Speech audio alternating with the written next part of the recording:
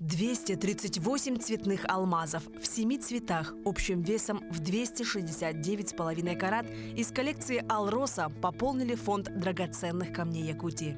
За прошедший год сотрудники «Алроса» и Гохрана Республики провели колоссальную работу по пополнению Государственного фонда драгоценных металлов и камней. Для этого потребовались большой труд и профессионализм экспертов единой сбытовой организации «Алроса» по тщательной оценке и отбору уникальных экземпляров природных алмазов. К слову, единая сбытовая организация в этом месяце отмечает свое 30-летие. Именно в этом подразделении компании добытые алмазы проходят сортировку, экспертную оценку и предпродажную подготовку, прежде чем отправиться клиентам по всему миру. Все тщательно отбирается нашими экспертами, с экспертами «Алроса», и, соответственно, мы их приобретаем ежегодно для экспозиции в сокровищнице нашей республики.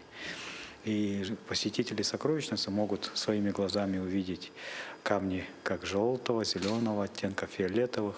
Иногда, к сожалению, бытует мнение, что цветные алмазы добываются только на территории Африки и так далее. Мало кто знает, что цветные алмазы добываются и на территории нашей республики. Это достояние нашей республики. И то, что есть сокровищница, оно не подлежит отчуждению ни в коем виде. То есть то, что есть сокровищница, оно никогда не будет продано или реализовано. Государственное хранилище ценностей республики представит еще 18 очень необычных и редких форм алмазов. Из этой коллекции, пожалуй, самые крупные и необычные вот эти 3. Сейчас я в руки возьму алмаз, который состоит из 2 сросшихся алмазов, который состоит из алмаза ювелирного качества и технического. Его называют непара, но работники хранилища называют его инь-янь.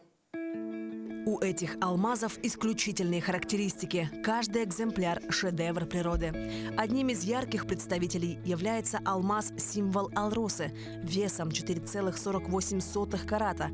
Его форма похожа на логотип компании. Также имеется алмаз в виде сердца, цветка, утки, пера павлина и других фантазийных форм. Алмазы будут представлены жителям и гостям республики уже через месяц. Дальнейшее пополнение коллекции путем приобретения новых партий природных алмазов у «Алроса» продолжится и в этом году. Марферина Алексеева, Нюргун Старостин, Якутск.